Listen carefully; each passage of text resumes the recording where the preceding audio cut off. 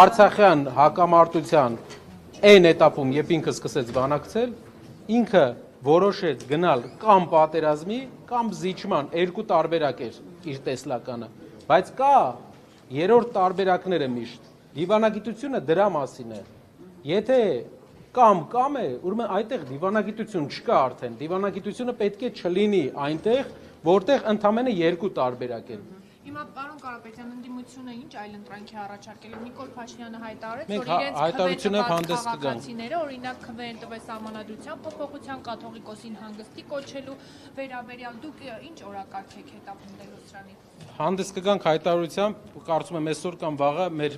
ժամանակը արդեն կտրվի մեզ, ու մենք հանդես կգանք խորքային հայտարարությամբ, թե ինչպես իր այսօրվա հայտարարությունը, իր այսօրվա խոսքը շատ վառ արտահայտում է իր մտածելակերպը, բանակցություններին իր մտածելակերպը երկում տիրող իրավիճակին։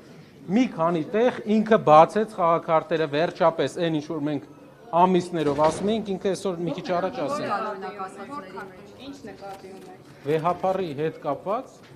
ուղիղ ասեց, որ խնդիրը Արցախի հետ կապված Արցախի անունը շոշափելն է, Արցախի հիշատակելն է, ոչ թե իրենց ասած բաներն են։ Շնորհակալություն։ Բանակի վերաբերյալ պարոն Կարապետյան։ Ակնհայտություն սկսեց, որ զավակվան դրանք երկրորդական հարցեր են, զուտ Արցախի գործիք է ինչ որ բաները, որպեսզի կարողանա ազդեցություն ունենա քաղաքական մեր հոգևոր կենտրոնի վրա։ Կարապետյան, բանակի Ներողություն եմ խնդրում, կարող ենք այսօր կարող ենք այսօր նաև բրիֆինգով հանդես գալ։ Բանակի վերաբերյալ կիսում եք Նիկոլ Փաշինյանի այդ տեսակետը, որ անվտանգային նկատառումներից ելնելով վերջին կետը դա պետք է լինի, այլ ոչ թե առաջին։ Տնտեսության հիման վրա պետք է